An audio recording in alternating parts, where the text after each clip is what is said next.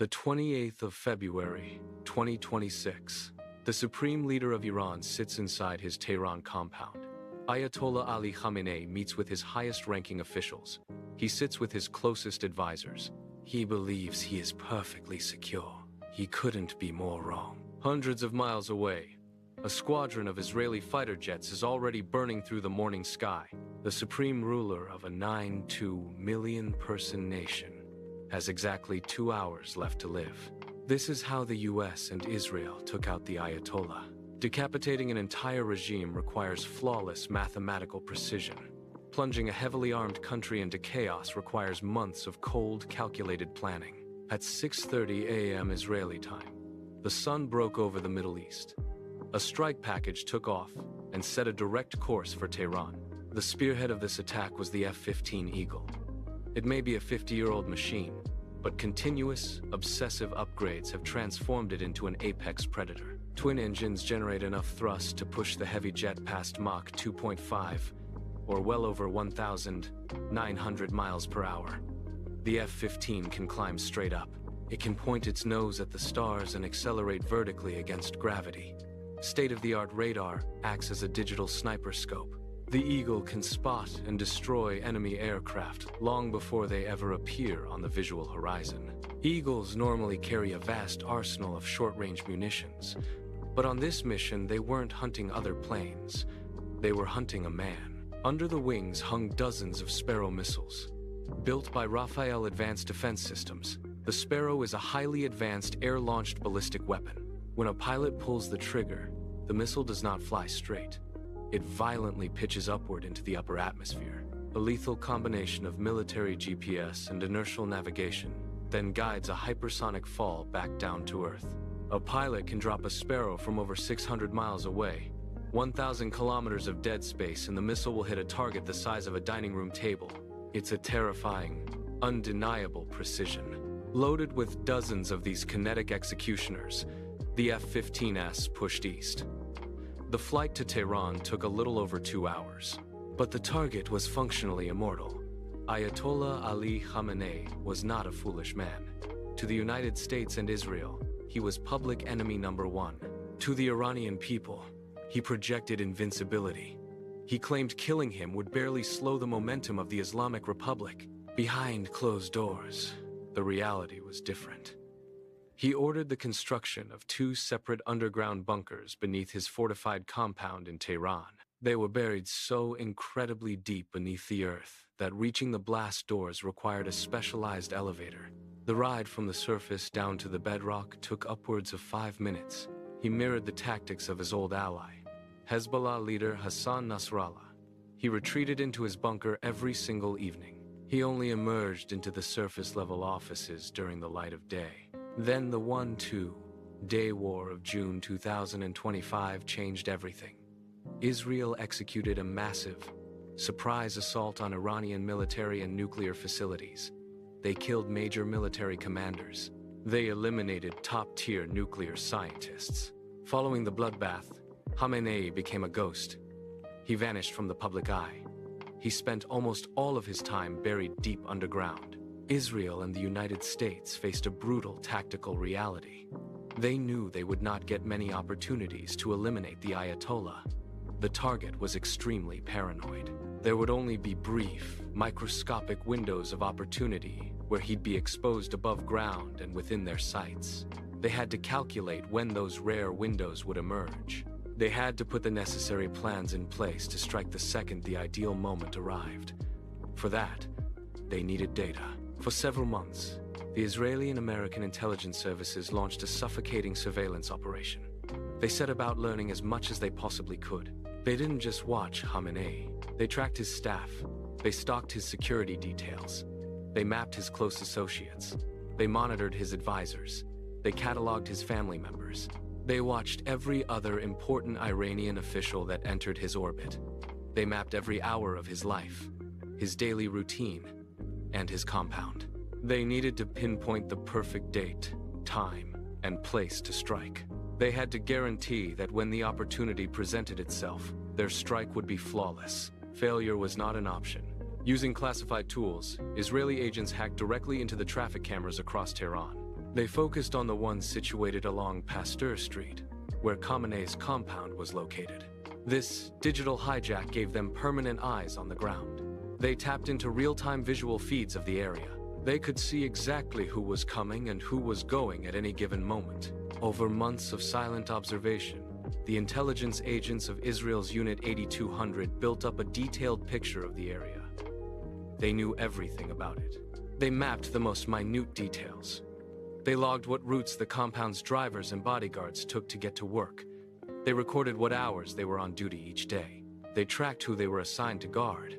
They even mapped the specific places where they liked to park their cars. A former CIA veteran explained the psychological reality of this operation. It is like a giant jigsaw puzzle.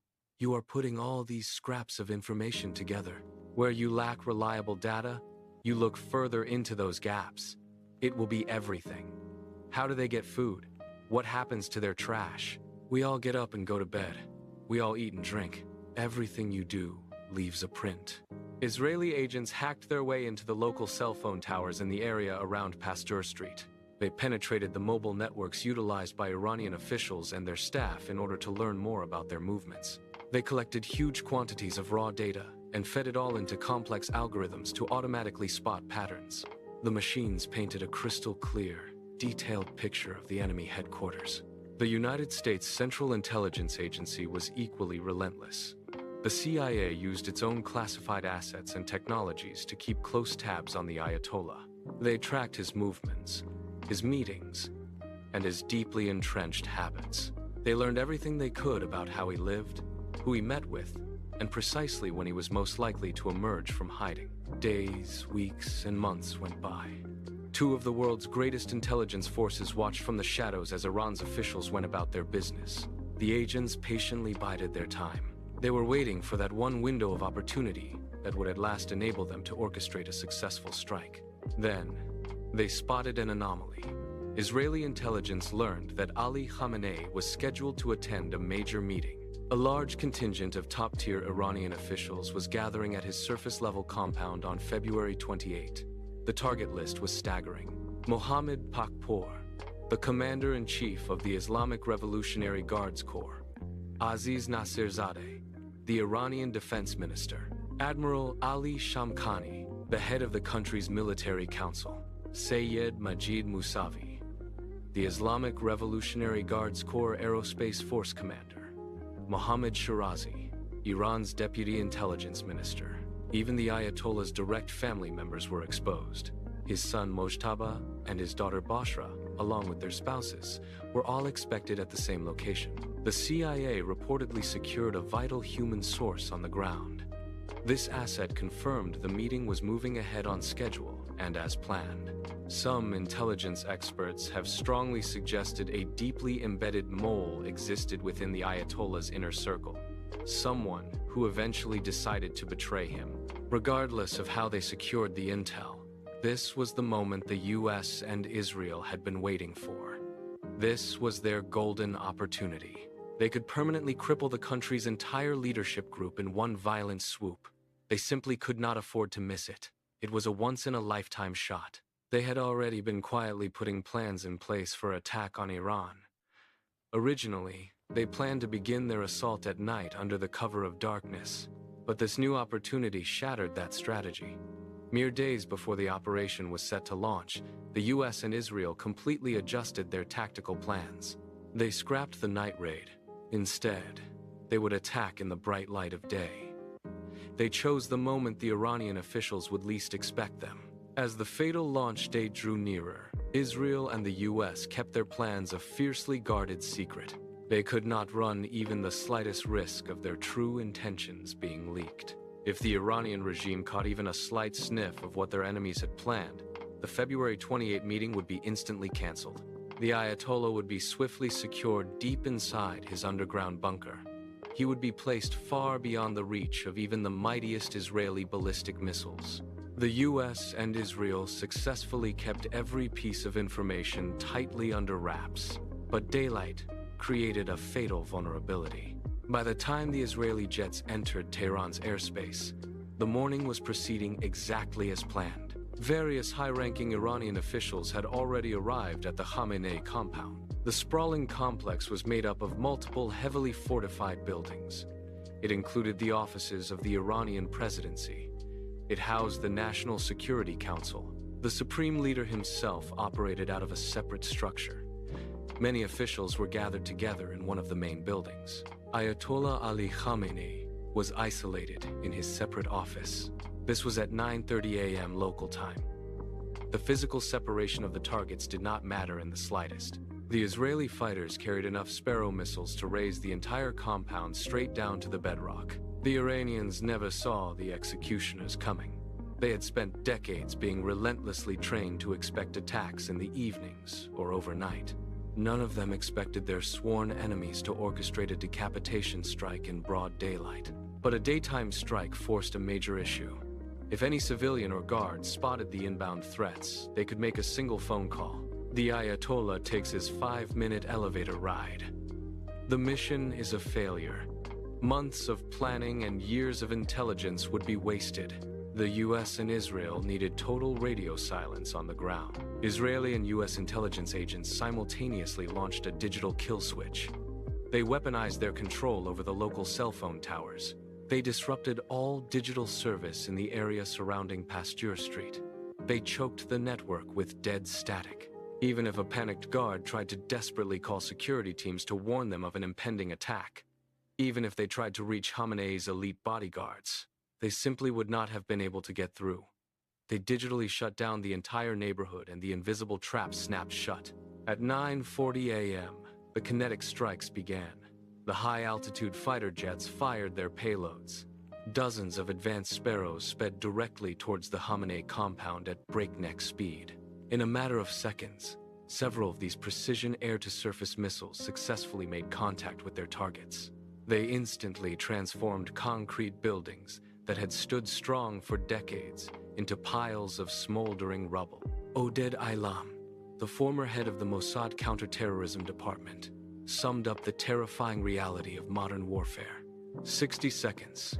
That is all it took for this operation, but it is the product of years in the making. The modern battlefield is no longer defined by tanks and aircraft alone. It is defined by data, access, trust, and timing. Gigantic plumes of thick, black smoke choked the air. Civilians across the surrounding areas watched the destruction in shock and fright. In the blink of an eye, Khamenei's legendary compound was erased. The space that had been a safe refuge for him and his officials was gone. So was Khamenei himself. Those few inside the compound that had miraculously managed to escape the initial salvos scrambled wildly to find shelter. Khamenei's son, Mojtaba, was one of those statistical anomalies. He had stepped outside for a breath of fresh air mere moments before the ballistic missiles arrived. He suffered a severe leg injury. He lost his father, his wife, and his own son in the blast. He managed to drag himself out of the rubble alive. Ali Khamenei, alongside many of his closest and most important officials, could not escape. In a single strike, the head of the Iranian state was cleanly severed. Satellite imagery in the immediate aftermath revealed the apocalyptic extent of the damage. In the hours that followed, US and Israeli forces carried out countless additional airstrikes and bombing runs on Iran's air defenses, radars, military compounds, and other important infrastructure. Those that remained of the regime scrambled to form a temporary 3-person council to demonstrate some semblance of control. They elected Mojtaba Khamenei as their new supreme leader. A decapitation strike on day one of a war is the ultimate military checkmate. This is the same perfection Vladimir Putin expected when he ordered the invasion of Ukraine. He expected a flawless 6-0 second victory. He walked directly into a bloodbath.